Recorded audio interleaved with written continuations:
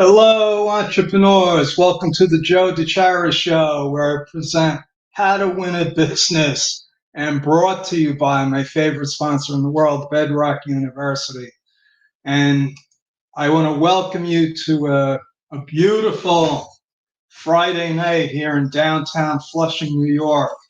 And I'm proud to say that businesses are opening. I went to a restaurant the other night. I know that I announced this uh, just about every day since I've been there, but it's pretty exciting to see life out there again.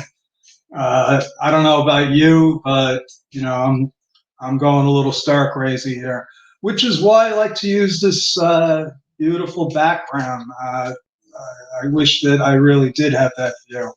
But anyway, if you're here and you're watching, welcome. If you don't know who I am a serial entrepreneur with a CPA license. I started my first business when I was 10 in my driveway around a casino, and my parents shut me down. And that was 50 years ago. I still have some resentment against that because it was one of my greatest moments in history. And so I'm still working on that. I love you, Mom.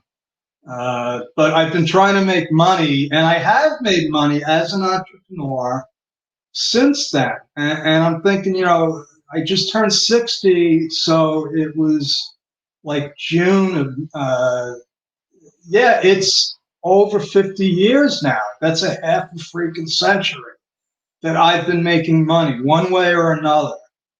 And that's why, I used to think that I had some kind of virus, and my wife dragged me to talk to her therapist one time about my problem with starting businesses. I thought I was going there for some marriage counseling, but it was all about, how many businesses did you start? And yes, so that caused a whole uh, avalanche of years of therapy because I actually thought maybe there was something wrong with me.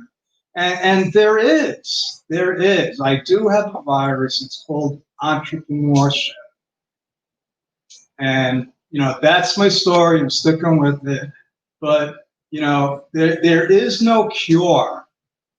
There is no cure for this. I mean, if you're an entrepreneur like I am, I don't know what to tell you. There is treatment, though. There is some treatment available. And that's what I bring you. That's what I'm bringing you with how to win a business, things like Bedrock University, and doing these live shows. And hello, Alfredo. Thank you for following me. Some people are following me, and I want to thank you for, participating. Uh, and I am hearing no audio. I don't know. So as far as I can see, Alfredo, I do have audio. So let me know. Let me see here. Yeah, my audio is working on my end, so maybe it's on your end, Alfredo. But thanks for checking with me. If there is no sound, I will have this whole presentation lip synced and transcribed. So if you can hear me, I apologize, but there is a PowerPoint presentation, so maybe you could. So either way, folks, these are one of those technical glitches, and maybe it's not even on my end, maybe it's on Alfredo's end. I don't know, but these things happen, and that's why we record these. Because this is important information. If you're in business, if you're just starting a business, I'd like to get into the training tonight because that's what it's all about. I am treating my illness of being an entrepreneur one day at a time, and the best, what I found the best treatment to be is to share my knowledge and experience so that other people don't have to go through the years of pain and suffering that I went through, thinking that, I wasn't normal. I didn't. Okay, thank you, Alfredo. Anyway, that's part of my history. Obviously, I'm not perfect. I know that might surprise a lot of people, but yeah, I'm not. I'm not. I'm transparent. I should actually still be in therapy. That's what people are telling me. So right now, I want to share my screen with you. We'll do it this way. And we already saw this.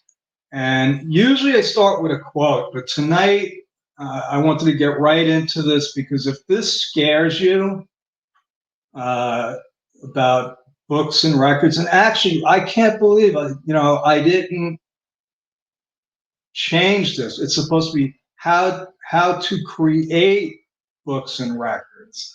But part of it is, you got to save them too, but maybe saving them is more important than creating them.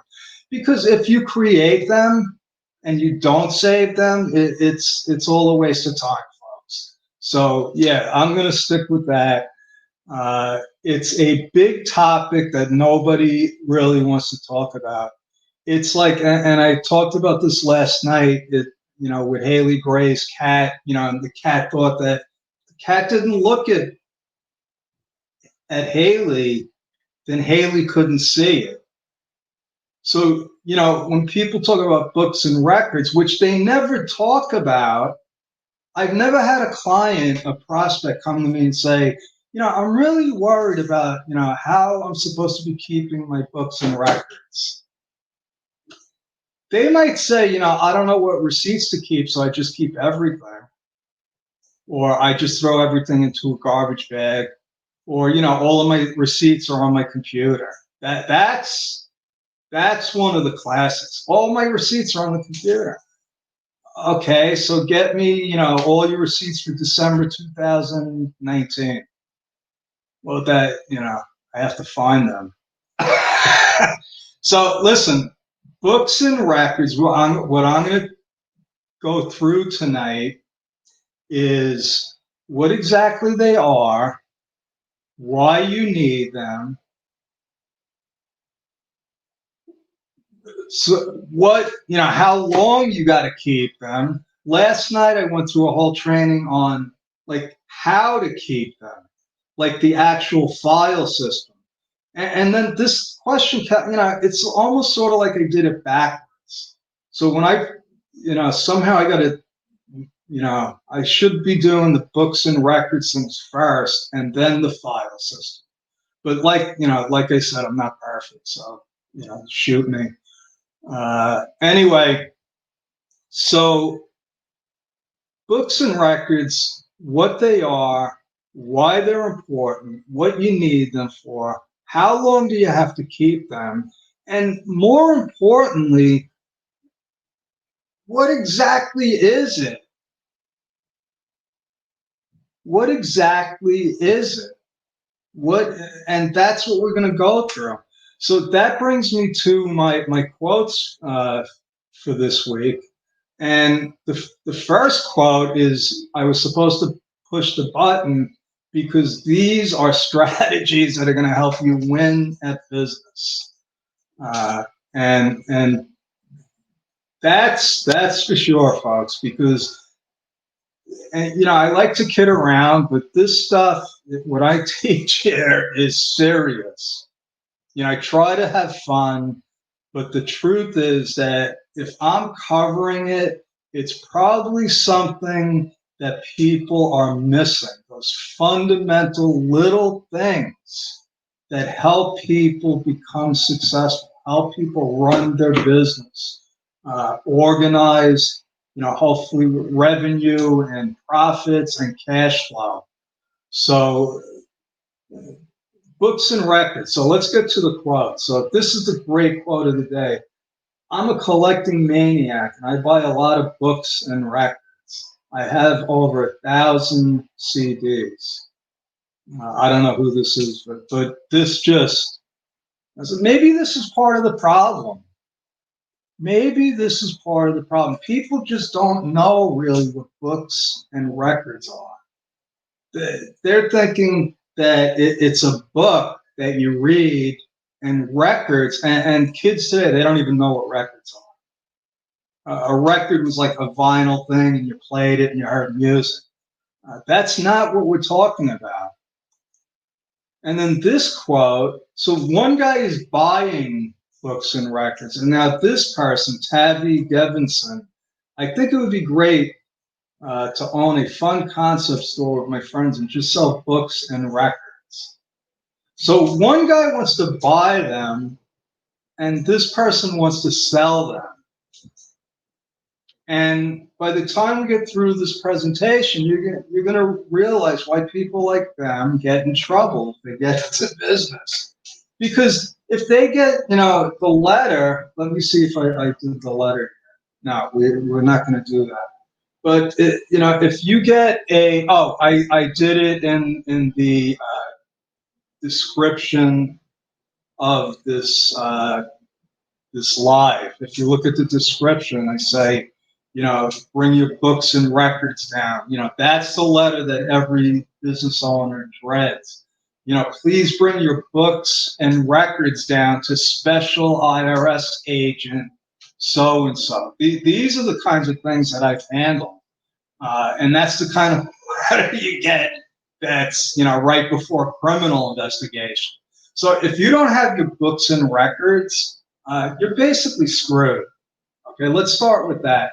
And now, if you're as stupid as I'm sorry, Larry. Larry's, it's not stupid. If you're as ignorant as these people,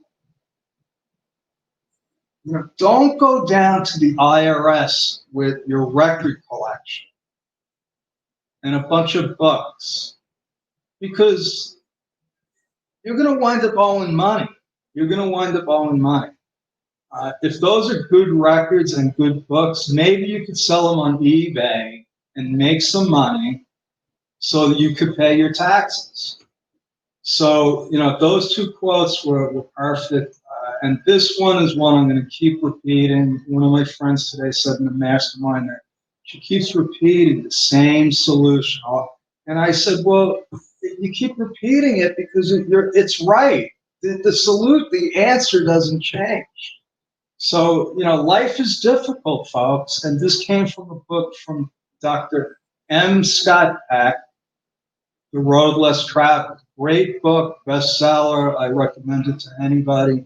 I still don't know the whole thing about having an initial as your first name. And if anyone could explain that to me, I'd appreciate it. Anyway, I don't want to get off the track here, but life is difficult, folks. Let's face it. Once you accept that, you can start maybe enjoying it. And then, as entrepreneurs, being ignorant of this fact, we go into business and we make our life even tougher. So, life is tough. It puts stress on us. Now we're in business, and it's no joke.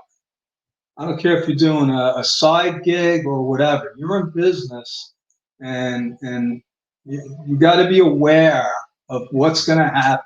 Because if you start a business today, there's probably a 96% chance or more that you're not going to be in business in the next 10 years. So think about that. If you're starting a new world-changing, life-changing business where you're going to hit it big, or even just hit it where you're making good money, or even just living, there's a 96% chance that it ain't going to work. And let's say that I'm crazy, so Forbes says 8 out of 10. Now, I'm not sure where all of these people get these statistics from, because none of them are great. if you look at the SBA, according to them, 50% of all new businesses keep going. And if that was true, we'd have, over 100 million businesses right now. So the point is that business is tough. Okay, there's way too many things to keep track of. It's hard to stay organized. And I copied this from yesterday because yesterday we were talking about paperless systems. It's going to make everything so much easier. And what I see now, folks, is things are more scattered and loose than before. And there's a reason for it. When we had only paper, it was a physical object. So if it wasn't there and organized, you knew it. Or if it was there and it wasn't organized, you knew it. And it's like the cat that, if they don't look at you, you can't see them. So nobody wants to bring it up. Nobody wants to organize the files because, unless you're unless you have OCD or, you're just a file clerk, or I don't mean just a file clerk. Some people started out as file clerks and then they make a lot more money than me now. But, the thing is now with digital, with paperless, you could say, yeah, I got all my files, they're on my computer, like I said, but they're not organized and nobody knows this. Nobody realizes it. You could be the file clerk of your company and nobody even knows that you have no idea what you're doing. Unless they ask you for something. And then, then you got to find it. But that's, in yesterday's agenda. And so what I do, if I haven't made it clear, I try to make business fun, simple, and profitable. Because, I already said it's going to be tough, but I can take the tough, but I don't want to be miserable.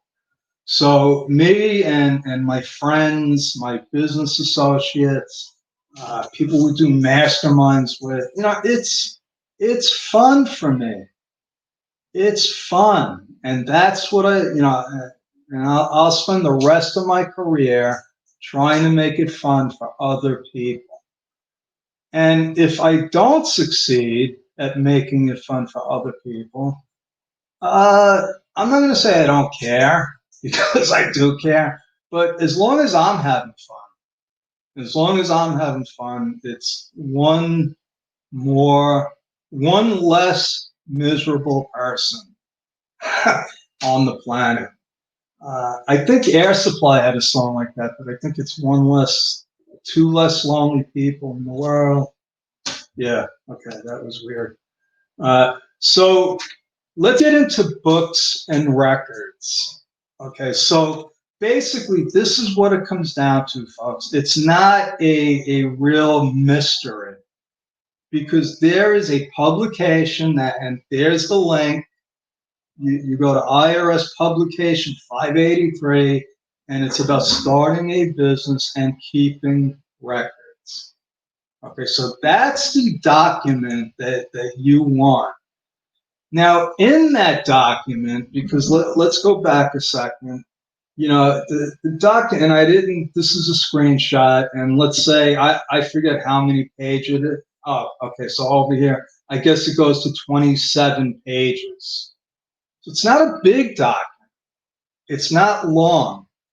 So if you got time to, go through 27 pages of an IRS publication,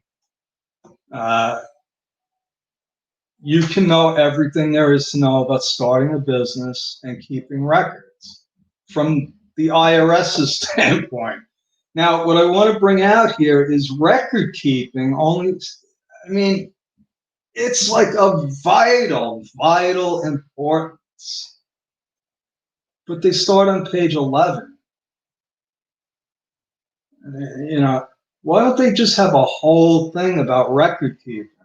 Well, I have a theory about that, but I don't want to get into that. I might rub some people the wrong way. But on page 11, they go into why you got to keep records? I mean, okay, so now I'm in business. All of a sudden, you're telling me I got to keep records. Well, I used to ask my mom when she said, "You got to wash your hands." And I would say, "Why?" And she would say, "Because I said so." Because I said so. Well, when you go into business, this is a democracy. Uh, I was in a dictatorship when I was a little kid. I had to do what mom said. And I understood that because she said it. That's all I needed to know. She said it because she said it. I had to do it. But now, the IRS is going to tell us, well, it's not because I said you have to. It's not really that. It's so that you could monitor the progress of your business. And that's true. So you could prepare financial statements. Listen, I prepare financial statements. You need them to run your business, right? Identify the source of receipts. I mean, don't you want to know, like, okay, you got money coming in, who's paying you and for what? I mean, this is important stuff, folks. Uh, Keep track of deductible expenses. Deductible expenses. Okay, I got to keep track of now. Okay, doesn't really have anything to do with me making money or looking at financial statements, but for some reason I got to keep track of these expenses. And I thought that those expenses were on the financial statement. So I mean, not for nothing, but I got to point out these instances where it's like, didn't you already say that? I mean, and now you're wasting my time. So they're saying, okay, you should keep records to keep track of what's deductible on that,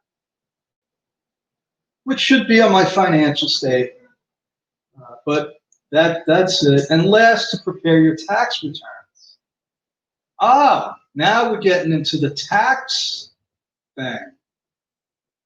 I got to keep records so that I could prepare my taxes.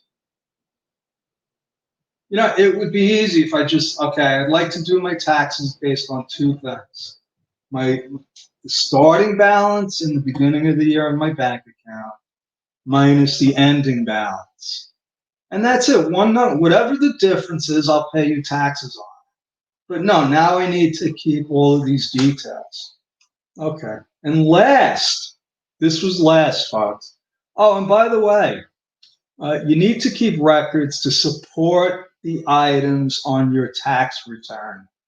The truth is that they could have just put this down because as far as the IRS, the IRS does not care if we have financial statements.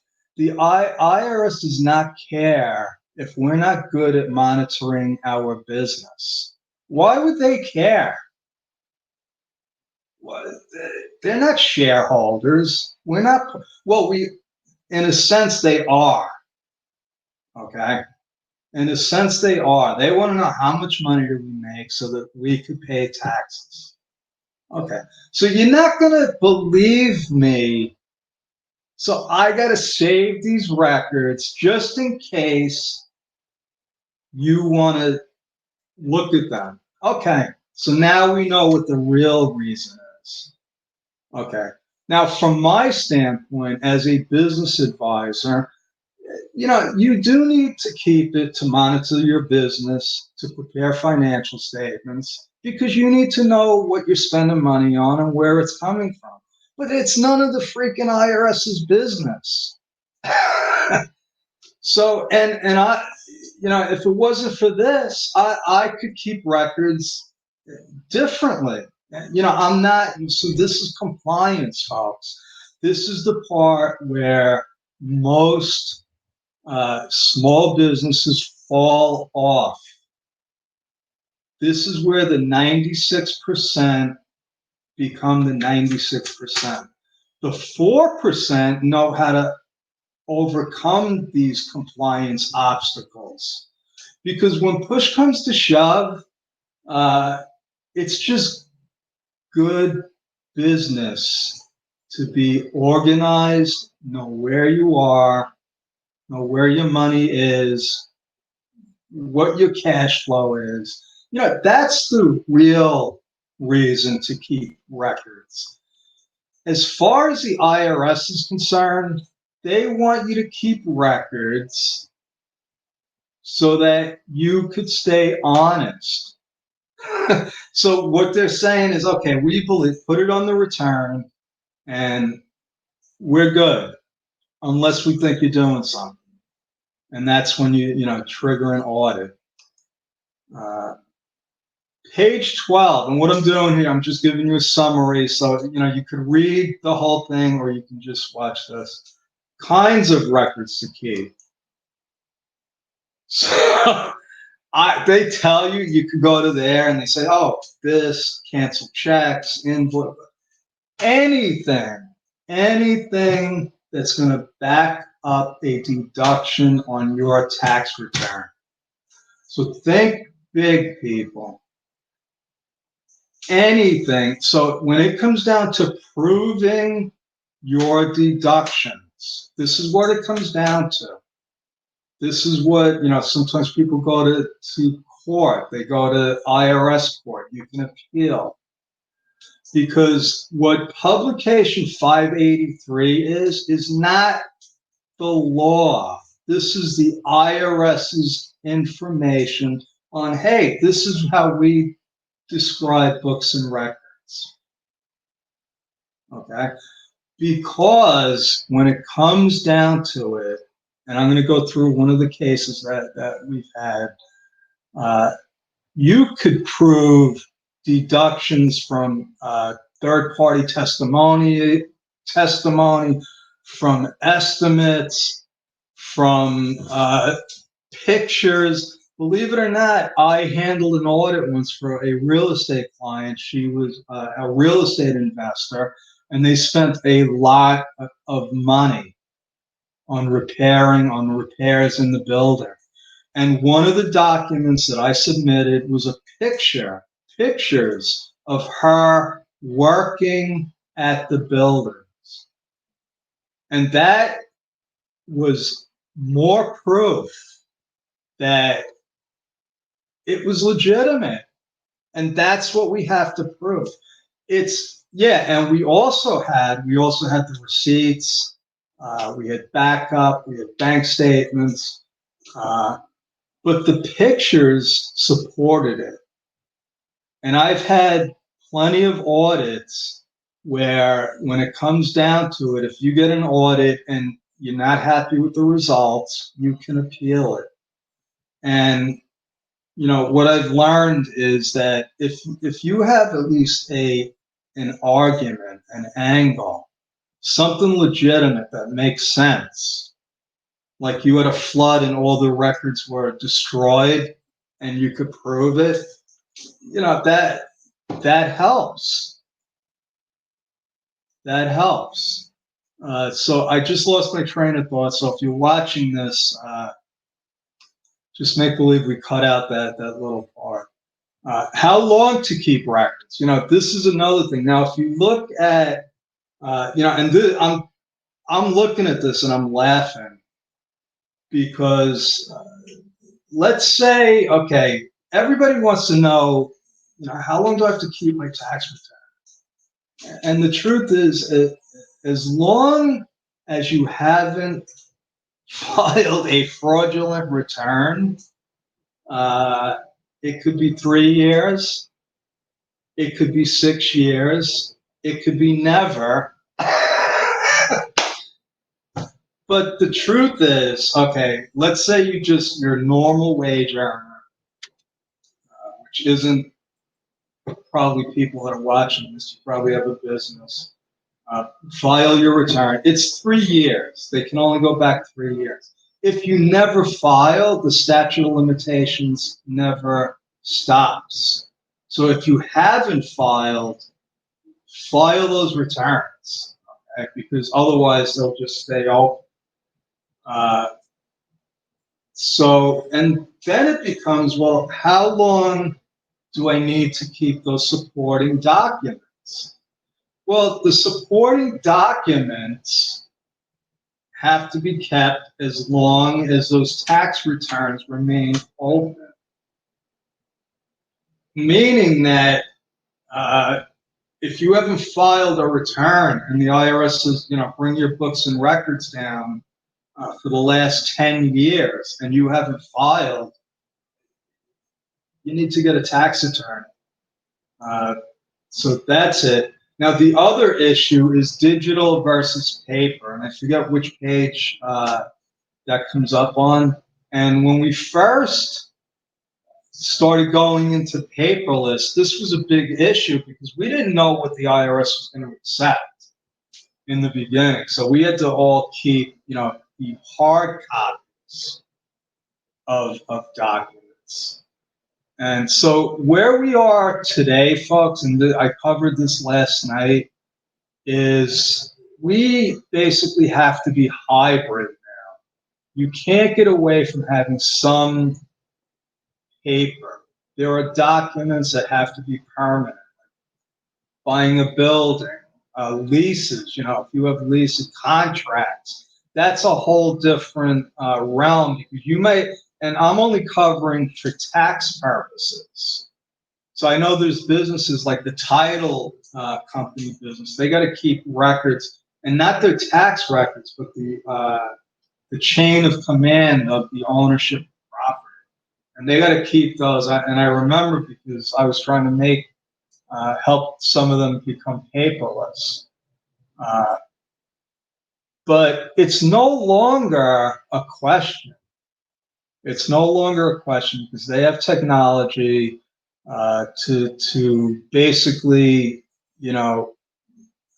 vet out any fraudulent electronic documents. So what I recommend is, whatever paper that comes in, because you're still probably getting bills through the mail. 90% of them might be electronic, like PayPal if you're doing debit purchases. But if you do have any paper documents, what you're going to need to do is, at the very least, take a picture of it with your phone and upload it to the cloud and follow the file system that I showed yesterday. It would be better if you scanned it and you came up with a naming convention. And again, that you can go to yesterday's YouTube channel, and if you do, you can subscribe because I do need some more subscribers. I always like subscribers. And the last thing, and this is also funny, that the IRS on page 17 and after page 17, what they have is like their own sample bookkeeping system. But now here's the catch, people, because you got to be careful of the terminology and the rules, because what the IRS says, and this is the door opener for guys like me and people that need guidance, let's say. What the truth is that you could keep your records in any way, shape, or form that supports the deductions on your tax return.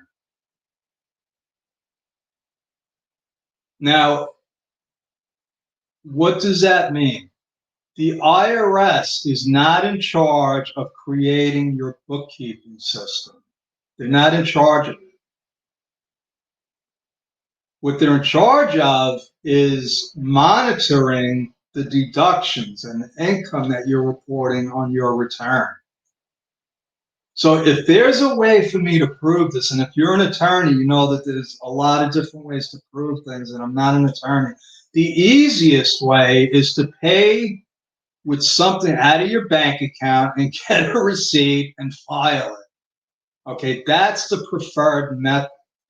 But now, the reason why I think it's funny that the IRS uses the bank reconciliation almost as a, oh yeah, and you should do a reconciliation.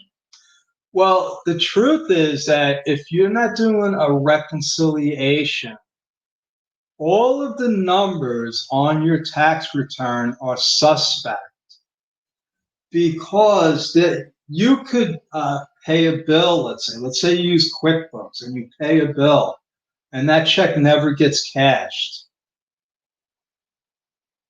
Well, you're not entitled to that deduction because the money never came out of your bank account. So the one thing that we do in our bookkeeping system, and I'm going to talk about that in a second, my CFO services, is we reconcile everything, because that is the only way to substantiate that every transaction on the tax return is accounted for.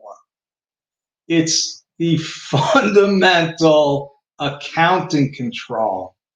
And what I've seen over my 35 years are people, entrepreneurs, people that use QuickBooks and thought that they could be their own bookkeeper and save money.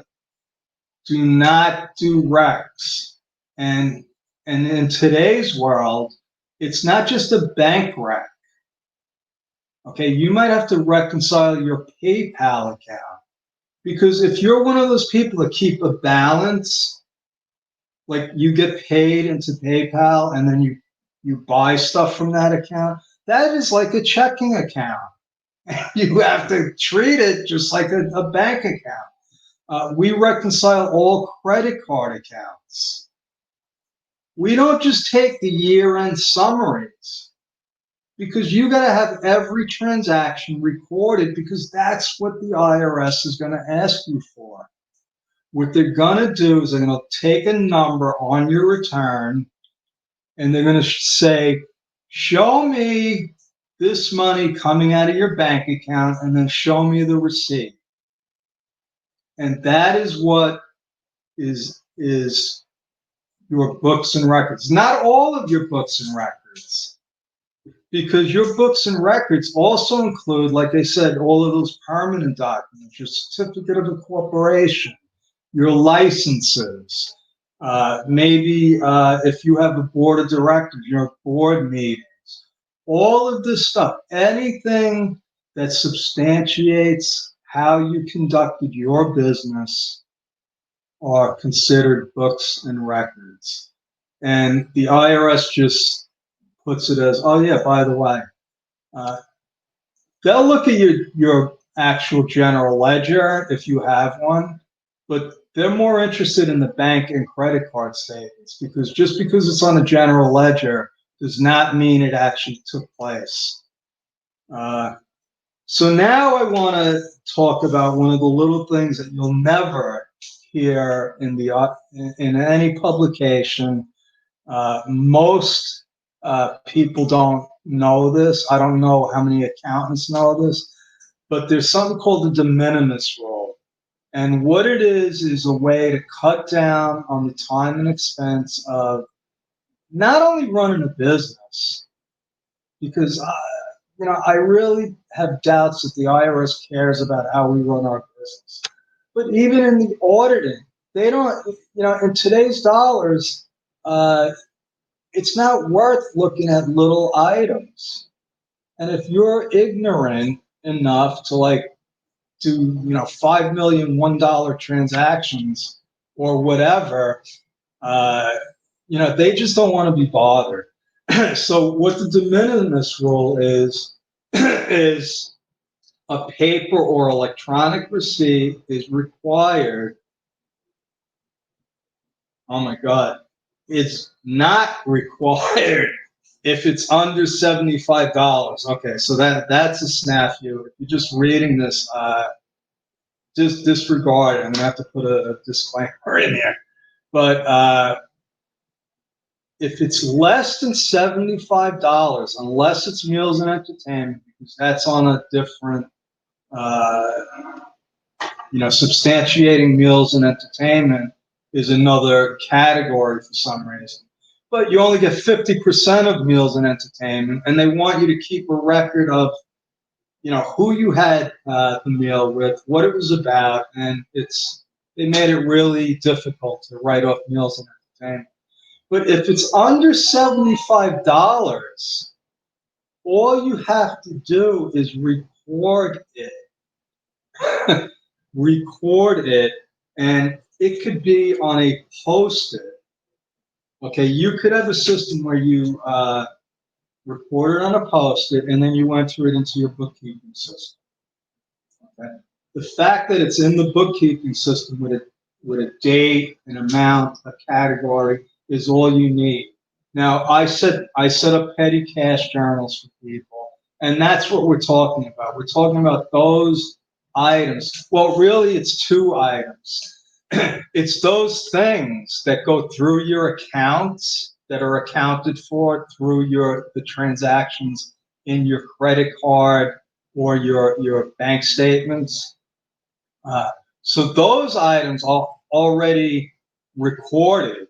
So what I'm suggesting here is, if it's a parking receipt and you pay with your debit card, or it's, you run into the post office and you spend $50 on postage, you use your debit card, you do not need that receipt. Okay, you don't need it for your tax records. So that eliminates a lot of paper. Now, if you're like me, I don't like, especially when I'm on the road, I don't like using my plastic, because I've been shut down because of potential fraud. And, now I just use like a credit card with a low limit. But I really don't like going into other towns, small convenience stores or whatever, because they will, deny the credit or the debit card. So I'll just pay cash. I'll bring a couple of $100 with me, and I'll spend $60 on stamps or office supplies or whatever.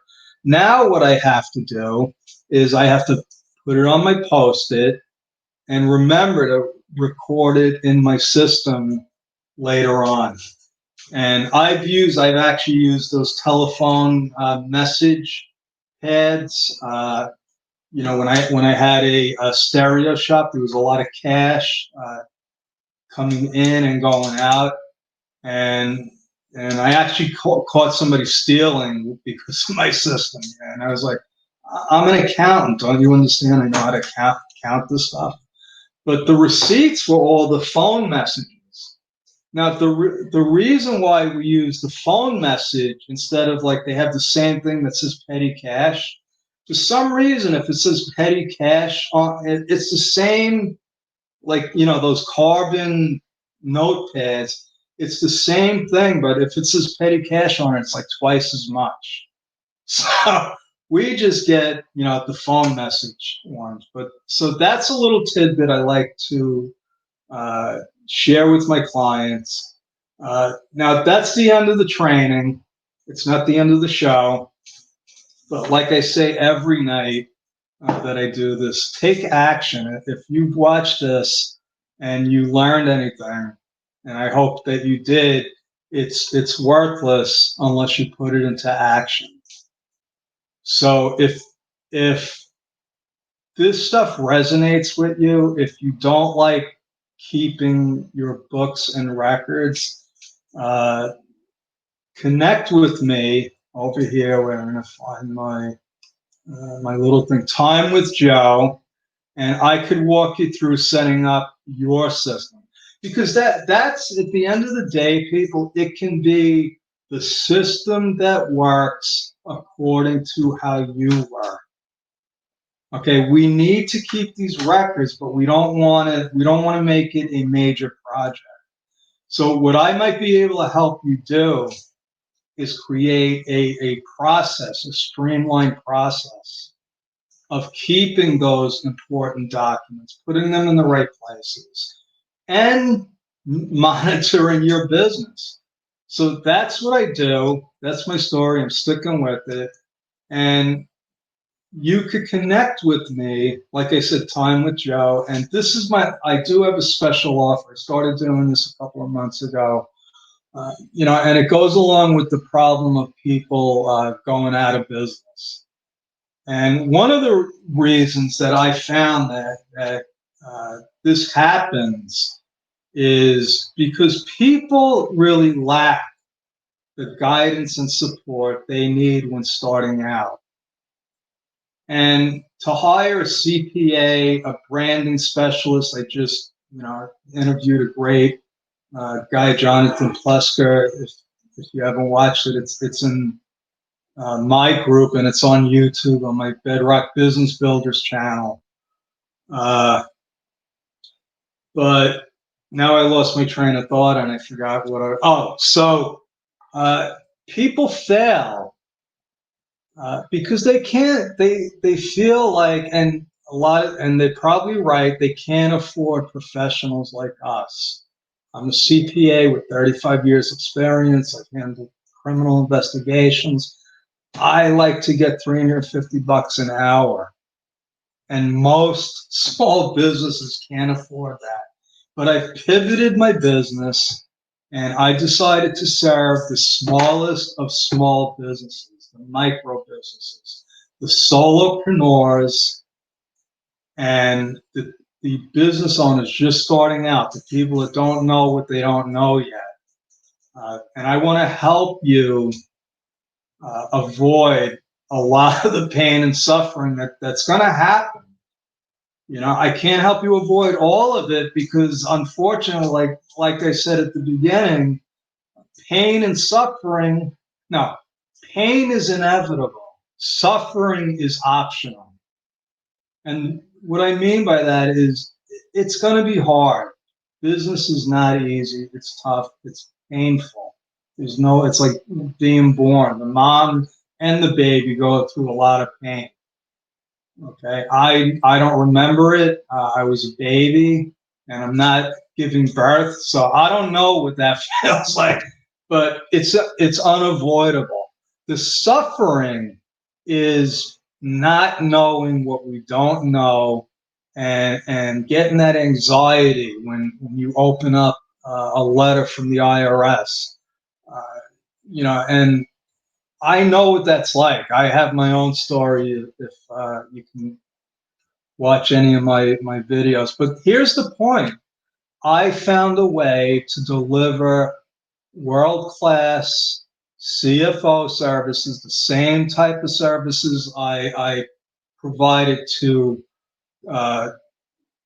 established corporations with 30, 40, 50 employees. I was the go-to guy on anything that had to do with business and taxes. And that's what I am offering today for only $47 a month. Now, my starting rate for this type of service is around $500. If you have a corporation and you want to hire me to be your virtual CFO, it starts at $500 a month. And I don't do a lot of that work anymore because I am working with the solopreneurs.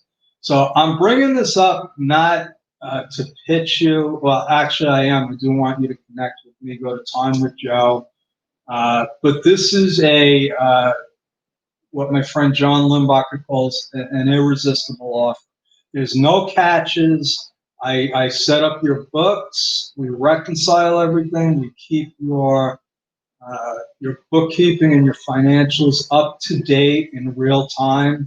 You can get a balance sheet, a profit and loss whenever you want. We monitor it, and that's it. $47 a month, and I got your back. So that's my story. I'm sticking with it. Coming to you live from downtown Flushing. Have a great weekend, everybody. And God bless, and I will see you tomorrow. And one last thing, Mastermind with Joe DeChara tomorrow, 2 p.m. Eastern Standard Time. Be there or be square. Okay, everyone. God bless. Have a good night. Thank you.